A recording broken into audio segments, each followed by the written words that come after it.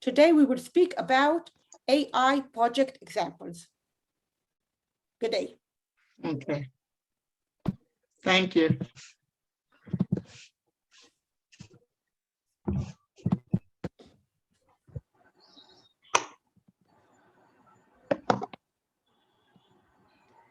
Hi, good day. I'm back.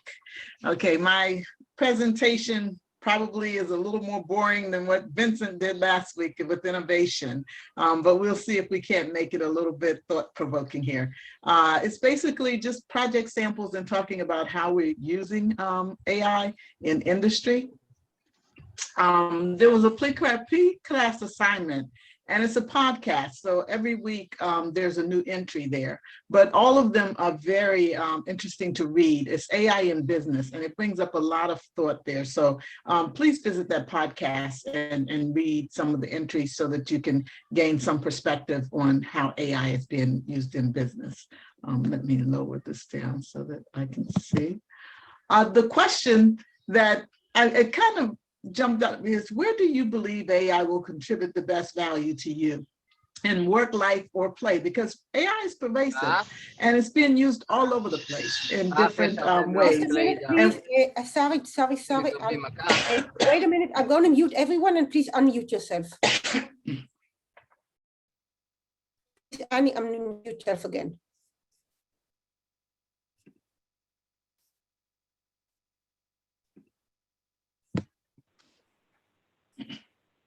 Annie, please. Okay, I am unmuted. Okay, thank you. So, it's pervasive. It's all over the place. But we need to understand how it is inserted into what we are trying to achieve.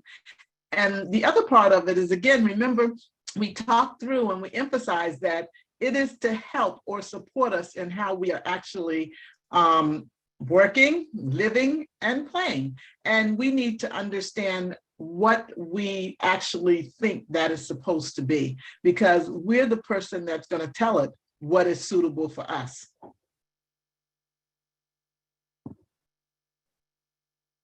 Oh man, I think when you muted it, it stopped my scrolling. Let me see if I can get it to move again.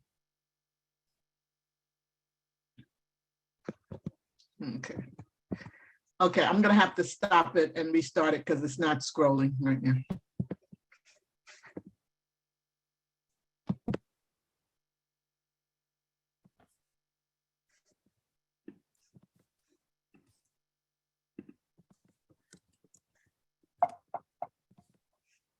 Okay, there we go. So we're going to talk a little bit about, AI being adopted in industry. We're not going to go so much into the I don't want to say failures, but the first tries as much as we are into what the expected or intended outcome is, or what they really wanted it to do. We're going to talk through some of these industries like banking and finance, healthcare, retail, because there are a lot of stories out there, and there are a lot of things that are happening that we're seeing. And, some claim success, but then later we don't see it again. So we know that perhaps it was like revisited. So we're going to see why or how these are actually being inserted into the way people are doing work within these industries. The first one is when we look at the adopted models, you see that where most of them are in IT, information technology, where we're building systems that are helping us to do things like, to look at security intrusions, technology problems, and gauging compliance, and also even setting up run books within automation so that they can duplicate or establish implementation and installation of systems by using an automatic run book to put things into place. It's very interesting because even like with cloud operations and run books, you can have a script that is an entire run book that you can run, and it can stand up a system like in probably 2 to 5 seconds, that quickly, depending on how it is. So these things are working really well. And then in the next area, we got marketing. And with marketing, we see this every day because it's right there out there. We're seeing how retails are using this to engage people, how they're looking at buying habits, how they're looking into media promotions, just different ways of doing things to engage people or to make them aware of their products and their services so that they can kind of ream them into a purchase. We're seeing a lot more in the financial area. Mainly because, and you'll see that it seems like that's really coming up because of blockchain. So finance is beginning to, or fintech is beginning to actually grow a little bit. And then the last one is we all experience this, customer service. We have been having automated customer service for quite some time. It has evolved, it's gotten better. Some things have been discontinued and some things continue to evolve. And then when we look at McKinsey that looks at an adoption and looks across the different areas. And as you see, with even going from telecom to pharma and medical products, they have across the top the different types of business functions. And what you'll see is that if you look at the Black area, you see a lot in service operations. And we'll kind of talk about this a little bit when we get to content, but most of the way things are being developed now are in microservices, because we have all of these small services that we can do, and we can create little small apps or bots and things like that to be able to perform mundane and routine services or activities that we do on a daily basis. So we no longer have to actually do them. And some of them are like driven by voice control and different automated, clicks that you can make. So a lot of the service operations are being set up so that it makes it easier for consumers to use or to perform certain activities that they're used to doing on a daily basis. And as you go more to the right, you notice that product and or service development, again, using AI to help create the products that we have, and again, service. Marketing and sales has done a great job with it. We're seeing more in supply chain management, and that I'm looking more into that because I'd love to see more value chain management, but supply chain management is, the quickest way to get the product or the service out the door, and they're identifying different process automation and different robotic types of techniques and things that can help with that.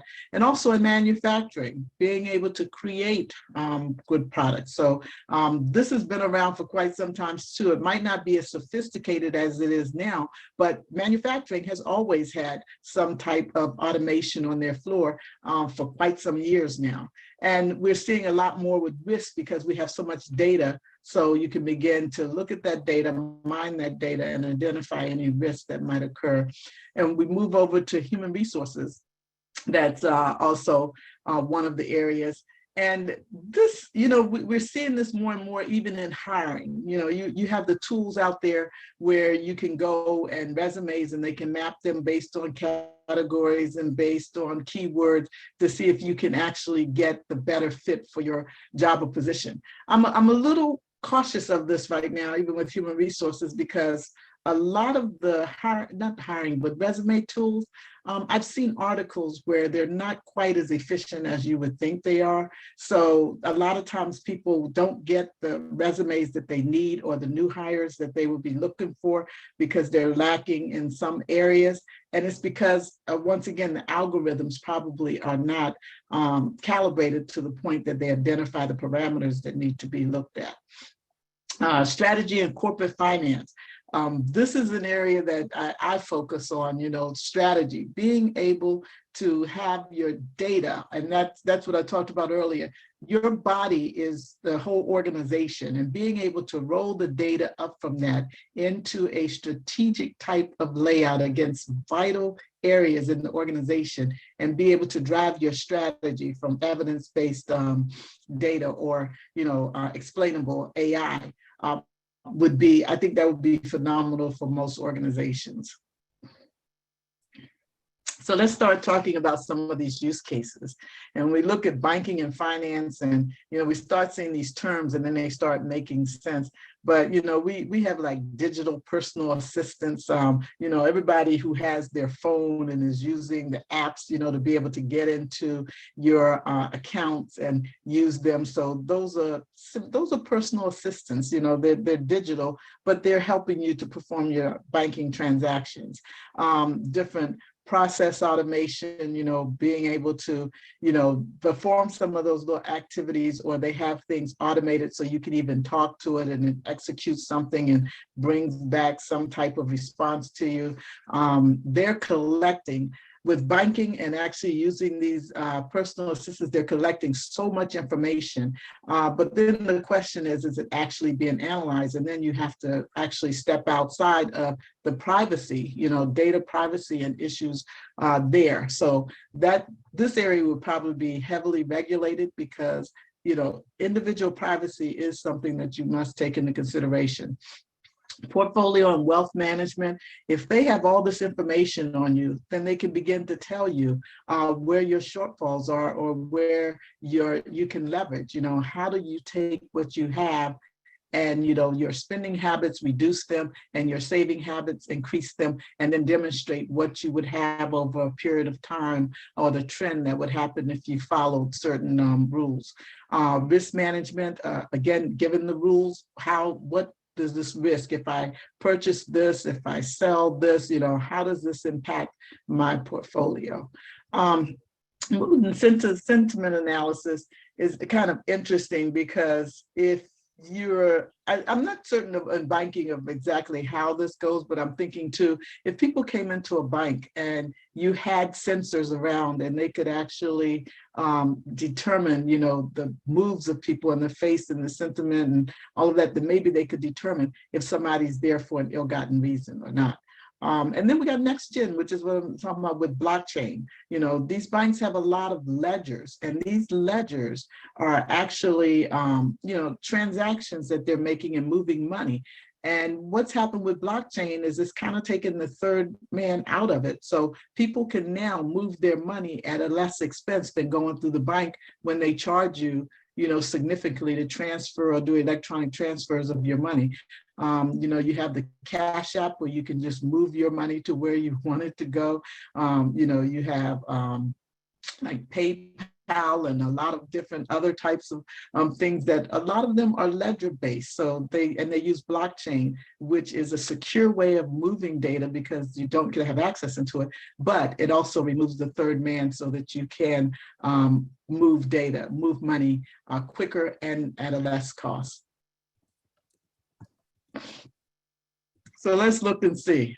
Bank of New York Mellon has now developed 220 bots, and therefore just the basic activities. And these will make it real. When you want to request data, you want to request your statements, you can do that. When you want to transfer your funds, when you want to close an account, when you want to, check on something that you've purchased. So all of these bots are all those little individual types of services that you've had to go in and perform, whereas now you can use an app to actually execute those tasks. Wells Fargo, predictive analysis. They, once you have all of that information, it used to be, and I don't know how this is going to be affected, but I know with banks, they sometimes didn't have necessarily standard procedures for how they would load up checks. And I remember when I was doing insights into this, because I was wondering why lower income people were always impacted by the fees with banks. And apparently the bank made a decision that it would put forth the mortgage and the car note first, which were the bigger amounts. And if you had 10 little bills that were coming behind that, then if you didn't have enough money to cover those two larger ones, then those other 10 would then be hit with a fee. So you'd pay a huge amount in fees. Whereas if they had put them in sequence, then if the big bills were last, then you would only have one fee.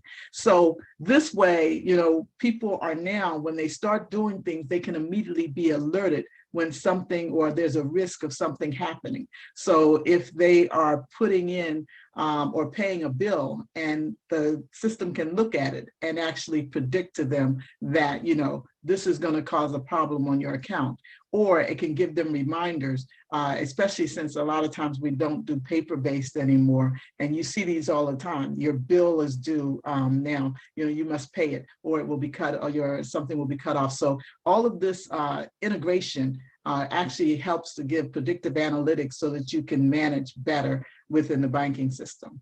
Then you have things like with JP Morgan, which is a contract intelligence. And I find this to be extremely valuable because we tend to sign contracts without reading the fine lines all the time. So this actually allows it to extract meaningful information. So those things that are really pertinent, need to know to the consumer, you can see them and you won't be blindsided by something in a contract that you just didn't read or wasn't aware of or didn't understand the language. And this also helps with internal.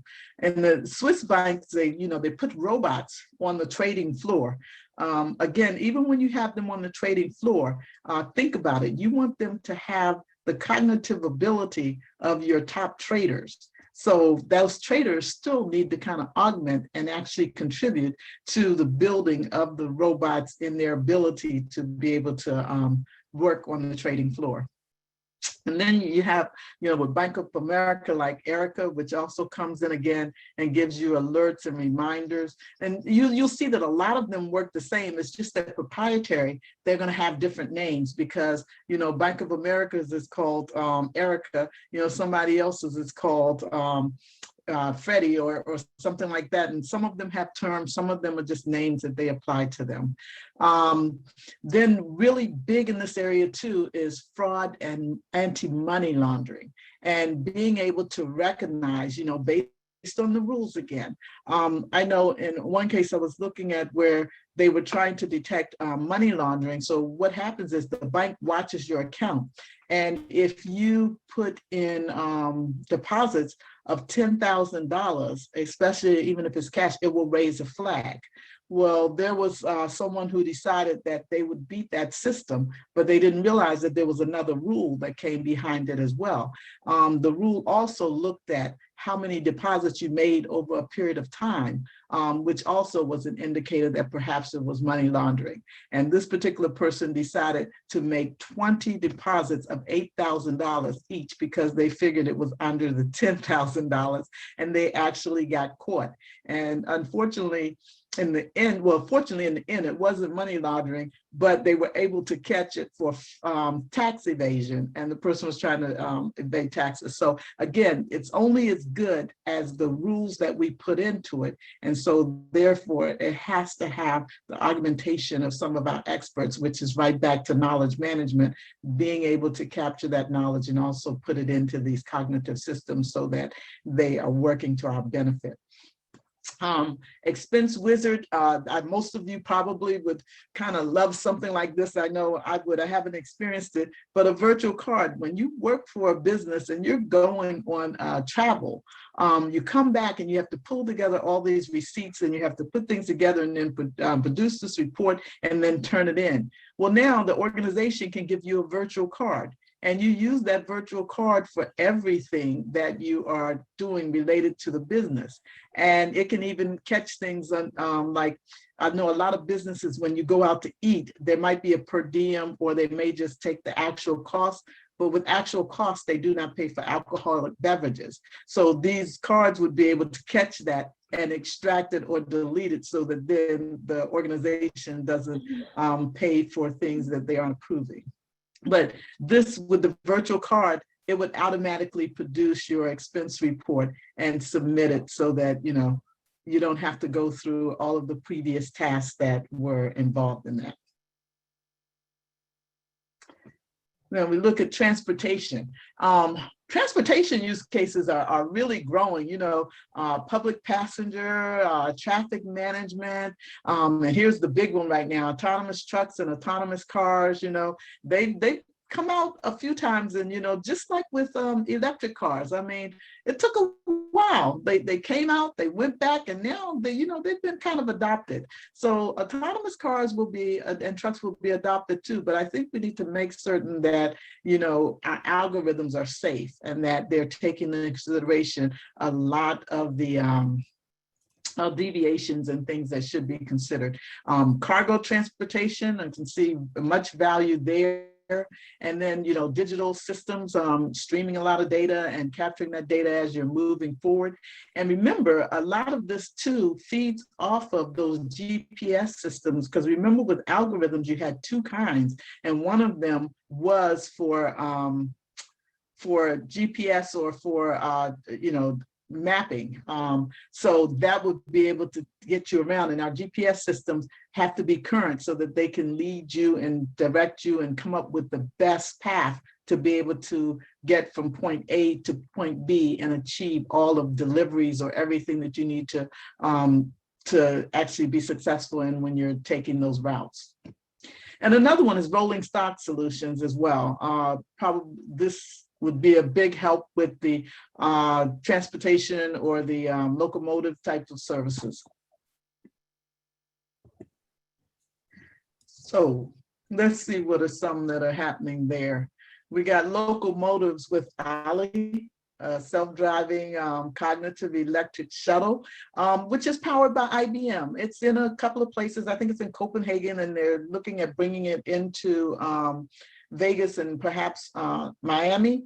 And this actually, it's I think it's a great model on how it works, because it works like off of a waterfront.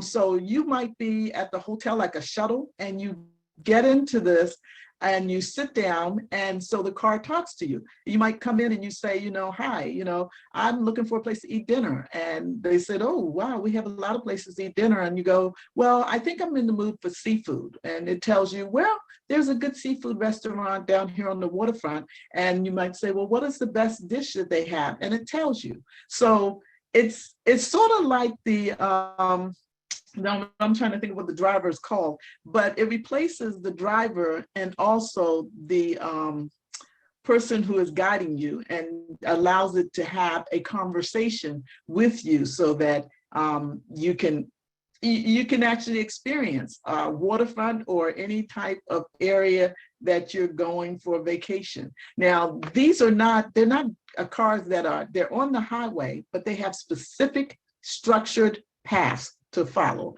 and to take people so that they can have entertainment, so to speak. And then you have Otto. And Otto with Uber was an autonomous truck. It did really good. It took that journey and was driverless for quite some time. But in all honesty, I haven't followed it much, because it went into litigation behind some type of legal problems, and I haven't heard much on it since. Again, that's to be expected. It came out, and I'm sure that it will be back on the road very soon. One of the things that I always look at, especially when you're talking about semi trucks, and you're going up and down those highways, they scare me already with drivers. So they're kind of going to scare me even more with driverless. I wonder if they really want to take that chance of having a driverless semi truck when you don't take that chance with a plane. Even on autopilot, you have two pilots that are there in the event something happens. So I think they need to look at the governance around that. Again, the true simple autonomous truck, that's another area where they're still driving self-driving trucks so that they can deliver all of these freights that we need across the country. The interesting thing is, especially when we start doing things local, and since we don't have a lot of local farmers and people are getting into organic types of things, then you're going to see more trucks transferring, especially food and commodities, up and down the highway. So we'll see how that works. It sounds good, but then you have to wonder too, what will happen to the truck drivers, and will they still have a part in the driving with autonomous trucks? GE looked at intelligent locomotives. And this one kind of interests me also because I used to look at the trains and the conductor would get up and walk away from the caboose, so to speak. And I used to always wonder, well, how is the train driving? But I'm certain that the train actually already had some automation with it. And so they're building them now so that the locomotives can think better, that they're also leveraging the automation part of it, but they're building intelligence into it as well, so that, and I'm not certain of all of it, but it seems as though even with locomotives, because you used to be able to separate the cars and maybe pull them back together, know the tracks, and be able to reroute yourself in the event that something is on a track, or if a track is going down, or all sorts of activities that probably could be automated, and even dealing with the customers, being able to talk to them as well. So we bring back in that speech recognition and that voice generation. Hitachi, rolling stock solutions. This is interesting because like with trains don't really store their stock cars in a warehouse or anything. They're constantly moving. So that means this is rolling stock. Their stock cars are always attached to trains that are moving different places. So how do you maintain that? And how do you actually ensure that they're optimized? So the rolling stock solution of Hitachi is for that, to remotely monitor and control this rolling stock so that you can make certain that it is operating effectively, and that it is being pulled when it needs to be pulled, and actually traded when it needs to be traded, or moved around as it's supposed to be moved around, and also having maintenance done on it. This is one that I'm not sure why that Dreamtime was on there, because I do have an account with them. So I'm going to correct that. I'm not in violation of copyright. Education and use cases. This is something that's interesting as well, because I do think that artificial intelligence can really add value to education. We're talking about, well, right now we're really in the midst of it, because we're experiencing a lot of things due to Corona, and we also are looking at the various levels of it, because you have K through 12, and then you have advanced learning, and then you have different disciplines. Some do well in online learning and virtual learning, and some don't. So we need to find out those patterns and be able to optimize them or change them accordingly. Automate administrative duties, which would be great, grading exams, assessing homework, and providing responses to students. But when we look at this, we also need to think about how much is this pushing our students to rote memory as opposed to thinking and innovation, because keywords are, they're very important, and terms are very important when you're going through and you're actually categorizing and looking at things. So if we push students to use or say the exact same thing so that this grading becomes routine, and then I think they're not really expressing or contributing their insights and their intelligence to it. So assessing homework is great, I think, if it's just a standard test and that it can go out and do the test. But when you start getting into essays and other types of testing measures, I think it might be a little bit more difficult. But I think it would be a great hybrid mix. Classification and processing of paperwork. In education, we all need this. Just like even with this class, you have so many extended readings, you have so many areas, and you want to be able to go back to them and understand what they're aligned with. Okay. Smart tutoring systems would be absolutely tremendous for the kids that don't have that opportunity. That apparently a lot of them, especially like elementary school and then junior high, if they do not pick up things by a certain time, then they have a higher probability of dropout.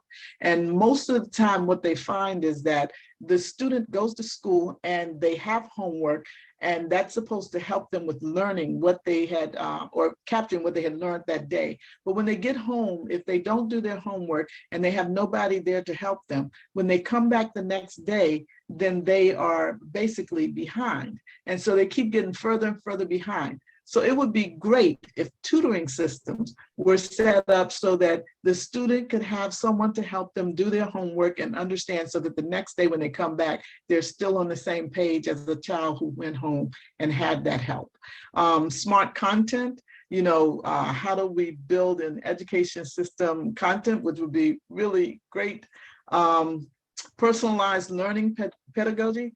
Again, there's so many different types of learners, and there's no, I guess, exception where it's just one person. So categorizing those types of learning and then having a pedagogy that actually aligns with that would significantly help, because you have a lot of students that they are quite capable of learning, they're quite intelligent, but they learn differently. And so it's termed the learning disability, but they actually just learn differently, and they can actually progress the same as a student that doesn't have that type of symptom. Networking and monitoring safety.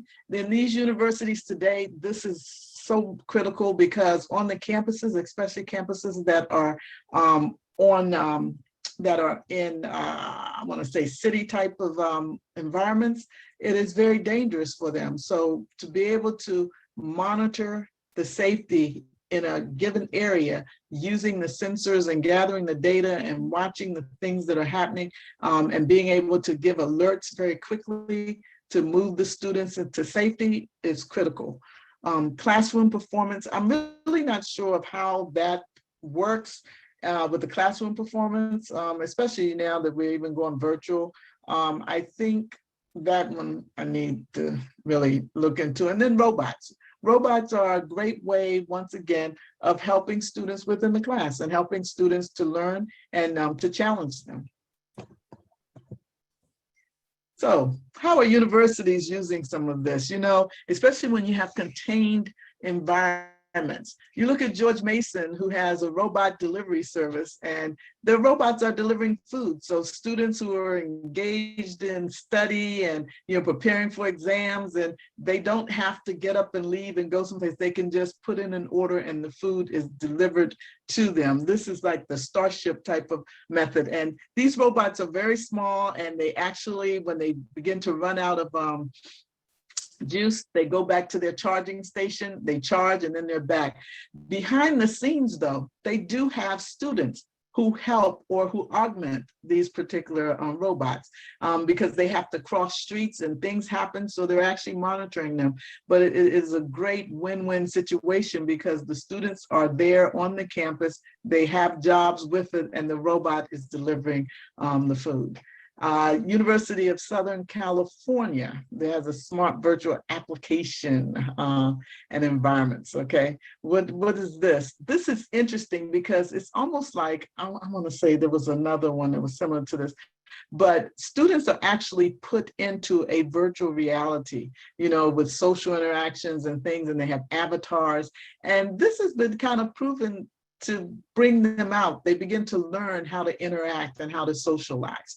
And that's one of the things of helping them. And then you get to Arizona State, who decides, they're using the traditional way of handbooks and orientation material, but then they also preloaded into a pad that has Alexa, Amazon Alexa on it. So the students can actually use that information, and they can get it in a podcast, listen to it. Now, this is kind of interesting too, because you do have different types of learners. Some people are visual, some people are audio, and some people, they would read. I've been talking to some students, and I think it's a paradigm change for them, and you have to really get them to unlearn to learn again. But most students, even though they are very much into the electronics and everything, they really don't like learning that way. And a lot of them don't even like reading with the electronic readers. They rather have a book. It's kind of interesting to me, but in talking to a lot of them, they really are not that happy with the way. They said they could probably do hybrid, but they really don't use these devices for learning. They use them more so for games and playing. Ocean County College, which is a virtual assistant of Reggie for enrollment services. This is great, and we see this all the time. So you got the MidHub, and you got a lot of rules that allow you to actually enroll and admit students. So this particular school is using that in order for students to be able to submit their applications and get all of their information online to the university. So you see these commercials sometimes where the students going out there to check to see if they've gotten in, and they're checking on the site, and they get excited because it'll come back and it'll tell them that you've been accepted.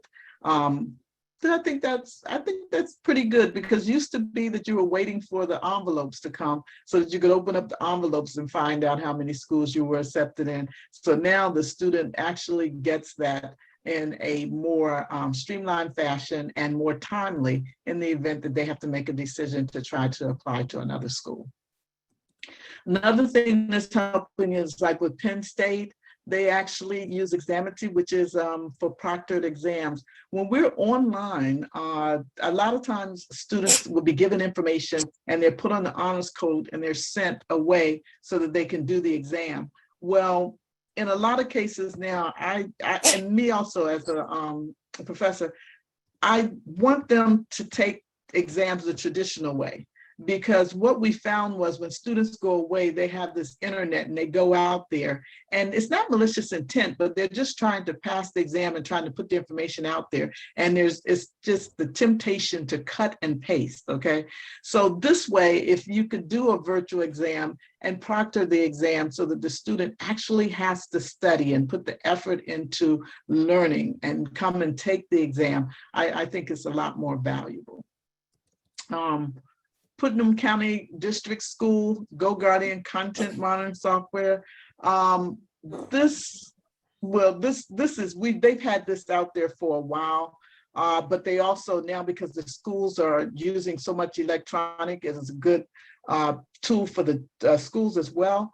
You never know, and they're on internet, you never know who's watching the students, and you never know, unfortunately, the temptations of the students because they're young and innocent. So a lot of students may be surfing and going to sites and going and finding content that they should not be privy to. So this GoGuardian prevents that. It is able to monitor, identify when that happens, flags the searches, and stop it from happening. So students are more protected at the school, and they aren't put into predicaments where they can be violated for safety. Montour District School, Pennsylvania tablets and smart assistants with Amazon Alexa. Again, Amazon Alexa is doing very well with a lot of the devices.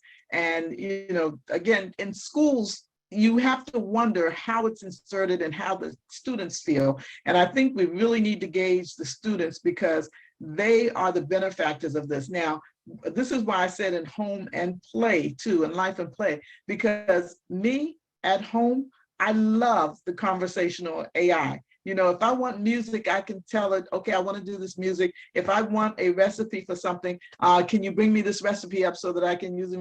I love that. And even with Comcast, which we'll see later probably, I love the fact that, I can talk to the remote and find whatever I want to find. So, but in an academic environment, I think that right now it's critical that we actually talk to the students and find out what works for them and how they feel about all the automation that's going into the school, far as their learning, not far as the operation of the school. This is a big field where AI is working. We're talking marketing and sales use cases. We're looking at, how is it helping there? boost lead sales, close rates, all of these cold calls that the people are doing can be automated because you don't have to sit there and make the cold calls. You can automate and augment the sales process. You can also build a pipeline by, reading this data and putting together reports for you, and also closing leads that are no longer viable. So it does a lot of things to ensure that the salesperson has at their fingertips what they need in order to be able to make sales or eliminate those things that don't need to be followed up on. It's very similar to the I want to say real estate area, being able to have leads and know who's going to buy what are some of the symptoms of people who have bought these types of houses so that you can match people to the proper housing. So when you look at this and just business to consumer, a lot of it, I'm just going to kind of summarize some of these, a lot of it is done through the text that we're putting out there, and also the phone calls. And all of this can be automated. When phone calls come in, they can actually answer, capture the information, categorize it, respond back to it, produce reports from it. Even with, you're talking about like narrative science in the quill, the basic human language has a lot of rules to it. There are verbs, there are nouns, there are adjectives, and all of those mean something. And you can transform that into, written narratives and things that salesperson can get and use immediately. So this is a field, the marketing and sales field. I think this one's probably open game, just like even when you have on the trading floor, the robots for augmentation, and it is, there's so many routine and mundane tasks that can be automated to help them actually optimize this and execute their sales better.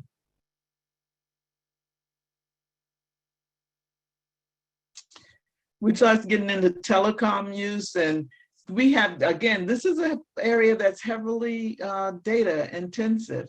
So how do we make certain that the customer experience is good? How do we make certain that, they're getting clarity when they're looking at their TVs and their devices? How do we make certain that our transmission is optimized and that we're doing preventative maintenance to help keep things up and going?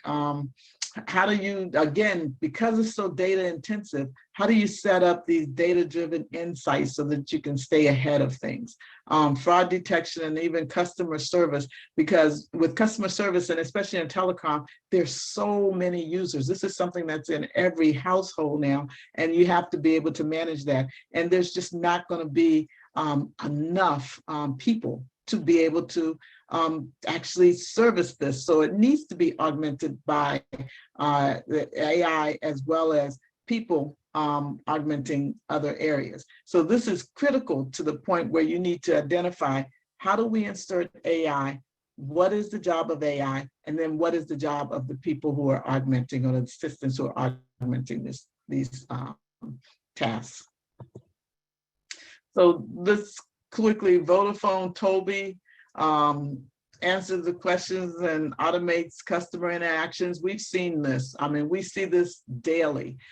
Some of them are very good. Some of them we want to hang up on. But I think that once they have improved this, it's going to be invaluable. Okay.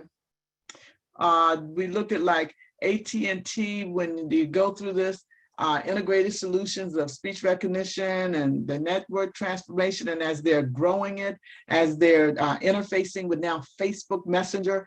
And it's interesting when they're talking about the drones, that they call it the flying cow or cell on wings, and they use that to explore and capture data and video data as they're moving along these drones, so that they can send them back to the cell towers, so that they can identify what it is people are looking at, what people are. And I know this seems intrusive, but the point is, it can actually be controlled if we put into place the governance that needs to be put in there to protect privacy.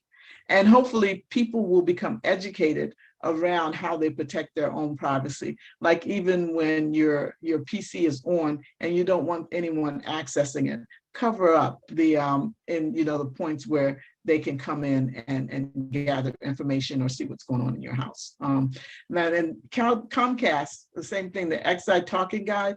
Again, that's something that I absolutely love. I love being able to use my voice and not having to be able to always, click and think and scroll and all of this. I can basically tell it what I want. It will, if it doesn't understand me, it will ask me to repeat. And if it doesn't understand that, then I need to find a way to talk to it so you can train it so it understands your voice and the way that you speak. And it just makes life a little bit easier. Then CenturyLink, I'm just going to talk on that one for a second. This is something that is kind of, when you look at it, 30,000 emails each month.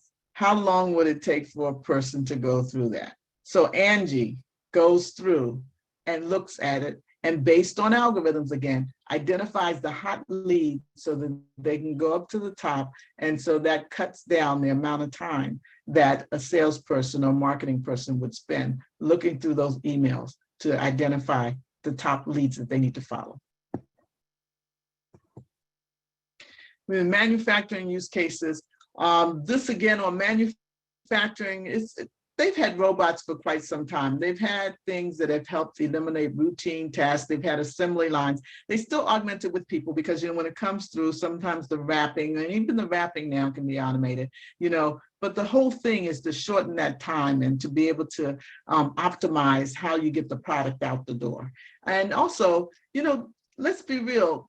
Some people might be good at assembly line or routine, but I think the average person does really get bored with it. So also find ways that can engage them and leverage some of their other intellectual capacities, like being able to problem solve and being able to, think outside of the box about how to improve things. So you don't really get rid of people, but you still use them to expand the knowledge and the intelligence of your operations. Because computers, even though we say they should, I don't believe that they would be able to do that without a foundation from a human that tells them what they need to put together in order to be able to advance that thought within the computer. The computer visions for General Motors robots to spot early indications of failing robotic parts. So they have this vision system that actually watches the robots. And the interesting thing is, when you do diagnostics, usually the lifespan of a part. So a lot of times, if we're tracking that, vision systems help, but artificial systems can also take data and be able to monitor that data to know that when the life expectancy of a part is coming up, that you need to go and look at it for maintenance. Now the failing parts, or those that are corrective maintenance, are a better choice of looking at, I think, vision to see if something is advancing faster than it would be normally, or that it is advancing faster than like I said, the normal, so that you can determine that there must be a problem, because all of a sudden these parts no longer have a life expectancy of 5 years. For some reason, it is deteriorating and the life expectancy now is only 2. And that's when you get into that learning and maybe the deep learning of why now. And it might have been that some of the materials used within that part are now cheaper, and so therefore they don't hold up as long. So those are things that you can look at too, along with even vision, but the data also helps with you're capturing data with the vision, but you also, again, can capture data from just knowledge of humans. The BMW analyzes component images from production line for real-time identification of deviations from the standard product quality. And that pretty much talks to what I just said. They look at the images and they see if there's any deviation from the standard product quality, because you do know the standard product quality and you have that in the system. And you know that if I have had this car and the part has been in there and I've had it for 2 years, then I should have 3 years more. But if they look at the image and it is deteriorated more, then they know that they do not have that standard quality. Nissan uses it good for new regulations that are coming on so that they can actually capture that.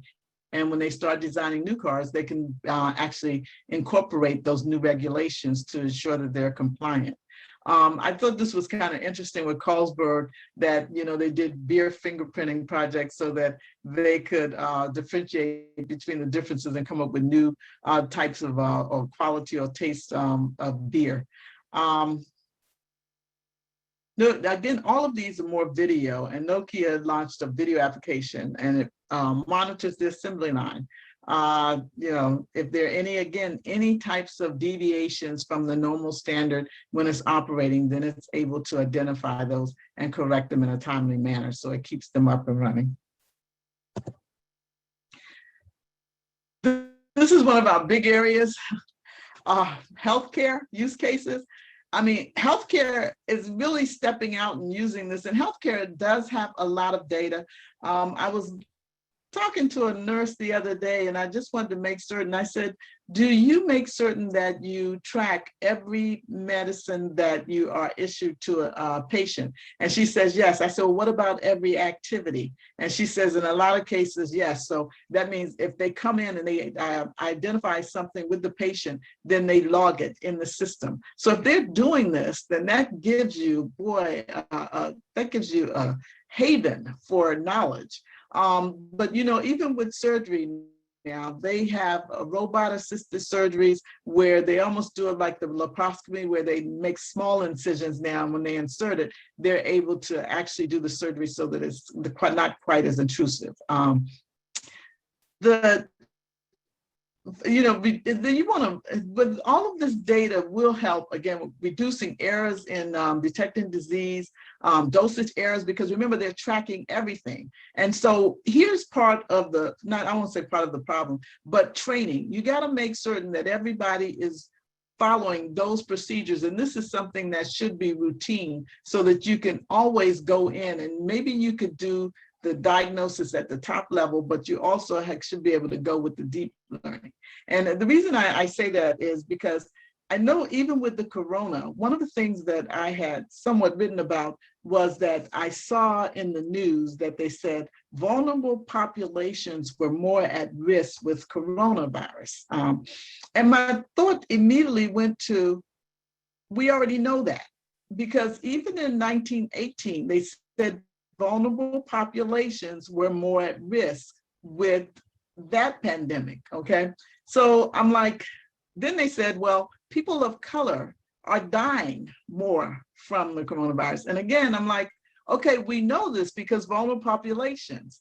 So if the hospital is tagging all medicines, they're tagging from entry until the person leaves the hospital, then you should be able to go deeper. And instead of just having the surface level metric, you could actually find out, are they being given the same medicines? Are they being the same activities following? So there are things within this data that you can actually read. Are they given the same surgeries? Are things different? And we would be able to then start to improve on all of these disparities that are out there. So I really find medical to be an area that I'd love to see AI come into, but I think we could learn a lot from what's being captured, and we need to make certain that what's being captured is being consistent. Let's look at some of these. Harvard University, they had AI-enhanced microscopes so they could look at deadly blood diseases faster, which is really great. You get all of the details and you can actually find out what's causing these diseases and be able to come up with, hopefully, certain types of resolutions to them. Geneva Hospital, leading suite, uses IBM Watson Health Precision Oncology offering. That's for cancer. And even when most of you've probably heard of Watson with IBM and the oncologists, and this is where you have a great idea. And again, if you don't think about all of the other things that go with it, this is why you need to have not just one person, but like I was saying, you got to look at all the systems that help to drive it. Because IBM Watson was an absolutely great tool but unfortunately, it was narrow focused, and the electronic record system was changed while it was being developed. So the data then was not of the integrity that it was supposed to be. And so here you had a $6 million effort go down the drain, not because the tool wasn't great, but because there was no visibility into what data needed to be in there and to maintain it along with the development of the actual tool. Preclinical stages of oncology, I mean, you again with OncoStax, you can look and see what are the changing activities within the patient and be able to categorize these so that people with similar conditions can be treated the same and be able to hopefully survive instead of some not surviving and others surviving because they had the same conditions, but they received different treatments. Let me see if I can go through a couple because you can read through some of these. Most of these are the same, but the robotic surgeries are very interesting. One of the things that I'll talk about, even with the type of robotic surgeries, I was at Fort Detrick, I believe, and at the time they were doing telemedicine, and it so intrigued me because they would have an expert doctor on one end, and then they would do telemedicine to a doctor out in the field who was able to follow exactly what the doctor back at the homeland was, or expert, was telling them to do so that the patient or the soldier would get the same type of care as if he was at home in the hospital with the expert. So I thought that was really interesting because, again, it was telemedicine and they could actually go into the body and they could actually, the doctor could see everything that was happening and tell him exactly what he needed to do in order for that soldier to succeed on the front line or to live. Dear Annie, can I stop you in this fabulous example? Mhm. Maybe you give us just one more example and we leave it open to our great audience to share their examples and have some conversation towards the end of our session. So choose one last one from all your fabulous examples because you can speak 10 hours and we won't finish all your stories. I know, you're right, you're right. We have a lot of examples. Okay, I'll shut up and you choose one last one. Absolutely, thank you, Maureen. Absolutely. Well, one thing that I want to emphasize, because you're right, retail is doing extremely well as well, but here's something that you can think of. This is where, we've always had to look at the need. So we have this need for it. So let's look at the Associated Press. They had 65 business reporters who could only write 6% of earnings stories. So that meant that these other publicly held companies or all these small, they got they were unreported for years. So when they set up to use AI to create these stories, almost like the Quill example, right? It was able to write 3,700 quarterly earnings stories, which was 12 times the number. But this is the good thing. Look, no AP business journalist lost a job. In fact, AI had freed up the staff to write more in-depth stories on business trends. So the whole thing is we're already overworked. So sometimes putting AI just kind of actually brings everything back into alignment so that people can be leveraged to do better work than the routine and mundane tasks that they were doing. That was one. So, and I'm not going to do the blockchain because I talked a little bit about that. And just the consumer's perspective, just letting you know what people think. And that's it. So that was my last example. Okay, thank you. And let's open it for discussion and to share some experiences of you people, dear KMOs. Where did you see good examples or not so successful examples of AI projects in practice?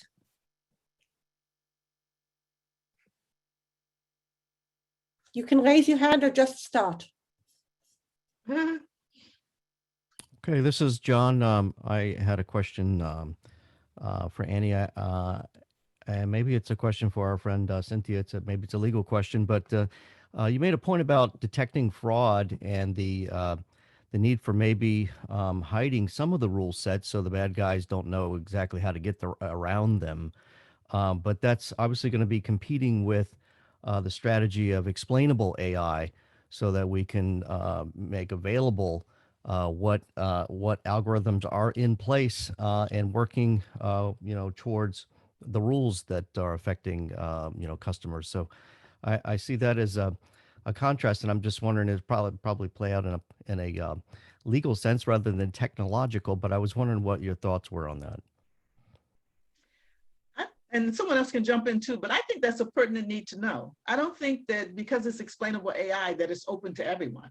It's like privacy for an individual. Yes, my privacy should be protected, but there are some areas where it will be exposed, but it should not be exposed in areas that are detrimental to me or that it is no pertinent need to know.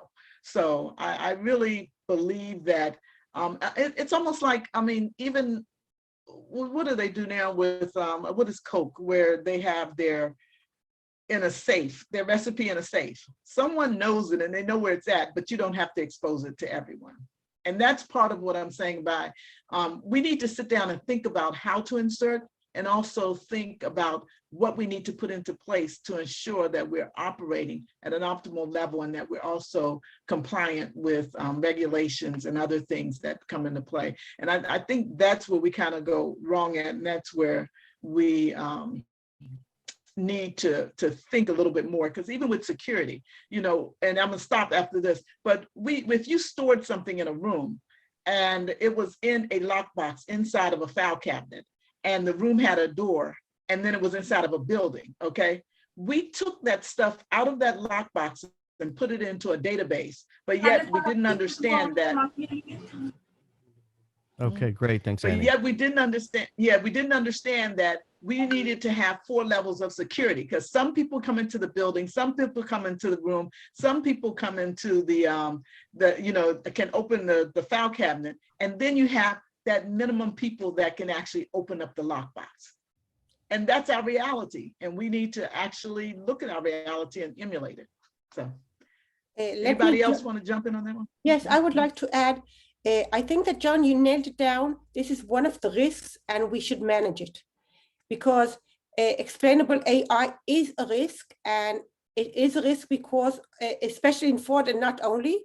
So it's not that you stop explaining, but it's that when you manage the risk, you decide how to handle it. And Annie gave one example how it can be handled. There could be, of course, other ways depending on the context, but it's something that we should keep in mind.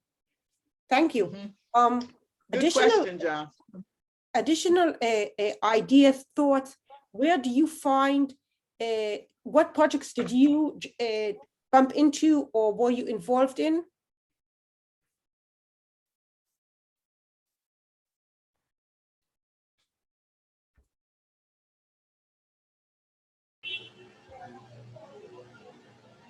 Yes. Who's that? Okay, I'm not sure that we have. Dr. Green, I have a question actually. Mm-hmm. Yes. Okay, this is Rizwan here. Thank you very much for the nice presentation.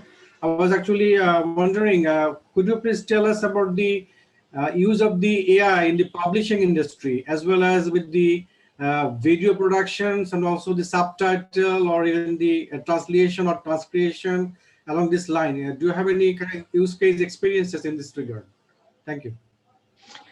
In the publishing, well, there are a lot of self-publishing agencies. I can get you information on that, though, as well. I can send you some. Drawing a blank on them, but it's being used because to be honest with you, I use it with research and publishing so that I can get short stories out of documents rather than reading the entire document. And I get the short stories, so that's part of publishing. Also, I'm trying to think, you can actually send away with thought patterns, and people can now write books for you. They actually put them together. Yes. Mm-hmm. Yeah. Mm-hmm. Right. Thank you. Yeah, okay. But I'm writing your name down because I can send you something on that. Okay. Thank you. Bye-bye. Mm-hmm. Any additional questions or thoughts you want to share? We know that you love sharing, because later on you always say thank you for the great conversation also after. So We're trying to combine it in every lesson we have. Vincent, do you want to add an example? Or Art, maybe?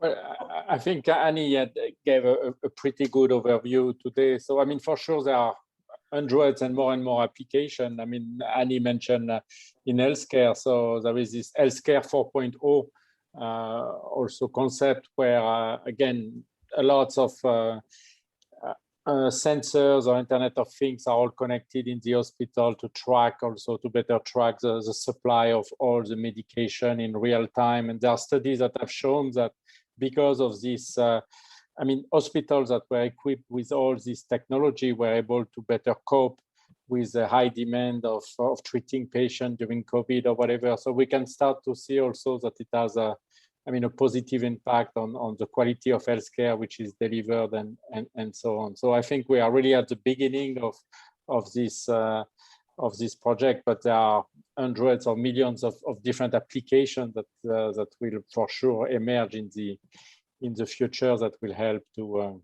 again improve quality of healthcare or whatever is involved with AI. The other day, thank you. The other day, Rinat, she's here somewhere, shared with me examples from social affair projects. This is something that I think that we didn't hear yet. Rinat, are you with us? Do you want to share? You want me to speak on behalf of you? I can speak, you can help There me. she is. Please, Rinat, please share your experiences or what you heard or you learned. We are dealing with social affairs. Yes, we are dealing with social services in the Jerusalem municipality, and we want to use AI. We have many information, big data. I don't know is it big data or small data, but we have a lot of data about the clients that get the services. We are getting to personal services in the welfare, and it's a huge challenge. And we only started, but we are in thinking how to deal with it. And you shared with me 2 points that we found that in social affair services, AI can be implemented both in deciding who gets let's call it also fraud, where we can detect where we have risk for requests for all kinds of services that are fraud, for money, for all kinds of different benefits that are fraud, and B, on who to give the service and when to give the service and how to deal with the services themselves. Am I correct? Yes, you are. So if banks do the risk management, so welfare have to do it too. Okay, it's not okay if bank can do it, so the welfare services sure can, but we are far away. Yes, so it's only the start. I want to take it to something that was very big news in Israel. Something like a month ago, a post soldier, set himself on fire because he said that the Army Social Affairs Services didn't believe him that he had post-trauma, because post-trauma is something that it's very hard to detect. And all the country was speaking something like 2 weeks. How can all of us in all countries love our soldiers and try to see that those that serve for us also are taken care of.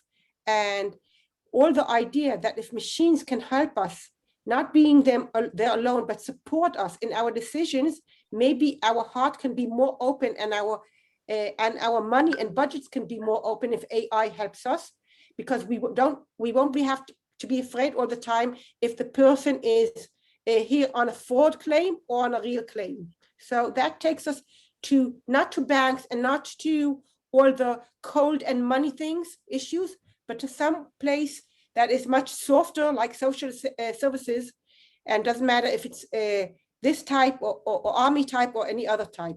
Yes, Lucky, please, and then Arief. Thank you for the chance. About a year ago, I've involved with a kind of probably we can categorize this as a KM AI integration, which is basically there's a bank that try to put some kind of knowledge or content recommendations. So for instance, if there's some individual, whether it's an employee or some staff coming in and asking the machine with, oh, I need to do this, and then the machine will answer with some recommendations, whether it's a kind of books, a kind of other contents like videos that they can read or they can watch regarding the knowledge that they need to do some tasks. I don't know whether this is could be categorized as a KMAI integration. Great. I think that takes us back to Annie's first question. If we are speaking about personal life or business, organizational life. Yeah. Arief, do you want to share your experiences or your example? Yes, thank you for the opportunity as well. One thing in the organization that, because I work with the capital market regulator. So one part of the organization is looking into fraud detection as well as law infringement in the capital market. So what they've been doing is looking at all this high volume data, and then they've put in some algorithm to basically trying to detect anomalies as well as any hidden transactions based on the large amount of data. I think what they've been doing is currently at the beginning stage, but then there are ideas about growing that algorithm and making it more intelligent as well, and leading towards more enhanced AI capability. Annie, turning back to you.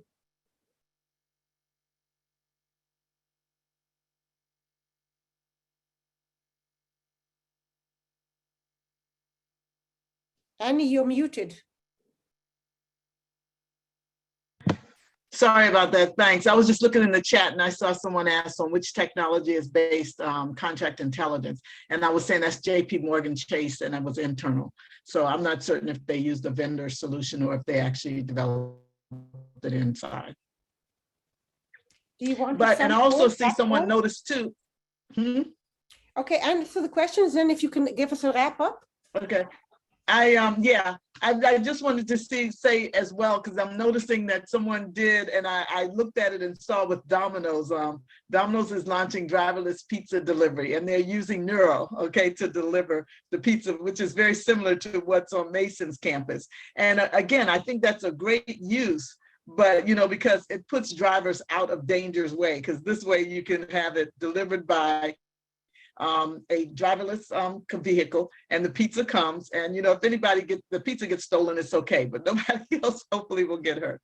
But my roundup here is there's so many use cases out there, and there's so many ways to leverage AI and KM. And again, KM and AI are not mutually exclusive, because AI is always going to give you actionable data that you need to look at and determine if it is a viable option to put into how you're operating. So the use cases, don't take them that they are hardcore how you're supposed to follow it. Remember, you have to tailor these things so that they are inserted into the way you do things, and such that your knowledge is part of it. It's always going to be augmented by you, because you want to make certain that what you're putting into place works for you. It's no different than business in the past.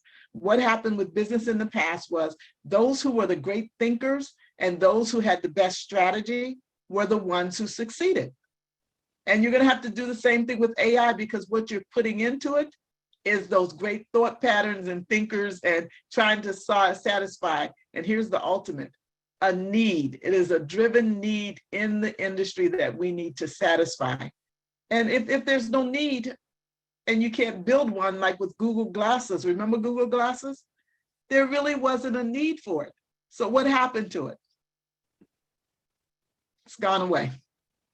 So our business still stays the same, but AI is actually our reality. And we need to really take that home, that it is our reality, and that we need to think about how we insert it into the way we do business, into how we live, and also into how we play. Because we don't want it to turn out to be, again, like a cell phone that is a disease to kids, who cause them to have behaviors.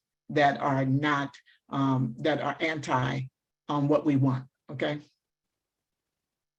So these use cases are great, keep following them, but also know that you don't have to follow the use cases that are out there. You can create your own. Thank you so much, Annie. Thank you, everyone. Next week, we will meet Margaret Brown from World Bank. So keep curious, and we're waiting for all of you. Bye. Thank you. Thank you all. I hope it wasn't too boring. Thank you. No, thank you so much. Bye-bye. Bye. Thank you.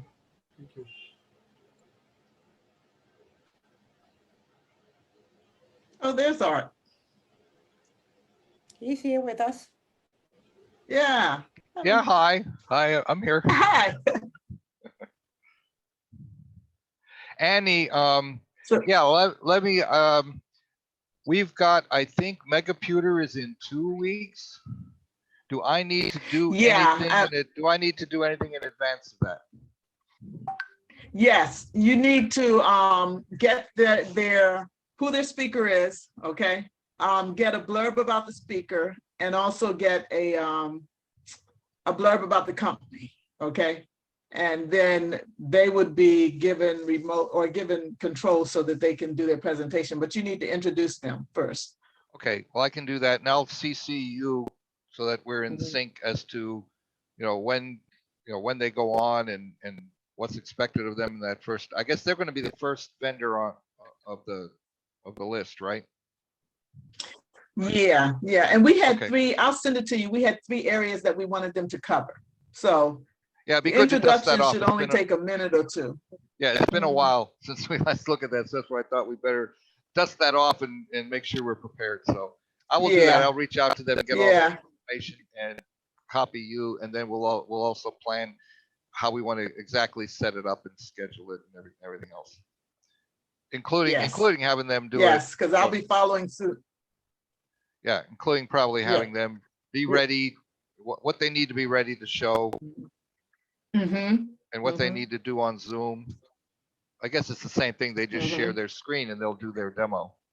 So it Right. should be easy And in just, that we got to regard. make certain that they have the Zoom, because, yeah, make certain that they have the Zoom URL as well. Just make certain they have everything so that they're there, and ask them to be there like 15 minutes early. Right, right. Yeah, that would Okay. be good. So we'll all be there. Yeah, we'll all plan on being there 15 minutes early just to make sure we're all in sync. Okay, good. Looking forward to that. Looking forward to next week. Absolutely. All right. Bye. Thanks. Okay. Bye. Thank you, Moria. And I'll get that out to that question answered. Last week was just crazy. It was somebody- it was finals and everything, and I was just Somebody going crazy. suggested to please send that out to everybody. If you send me the Oh, link, okay. Yeah, so they I'll s- add yeah. it. I'm sending within something like 2 hours the summary. So if you send it to me, I'll add it in. Great. Okay, Annie? Okay. Okay. I Okay. just want to apologize. I stopped you because I know they love speaking. Every time they write to me later on. Oh, no, you were right. You were right. I only had 2 more slides, and they can read what was on them. I'm glad that I did the Associated Press, because I like that as an ending. It's a great ending. Yes. Yeah. Thank you so much. That was really you. good. All right. Y'all have a great week, okay? You too. Bye. Bye.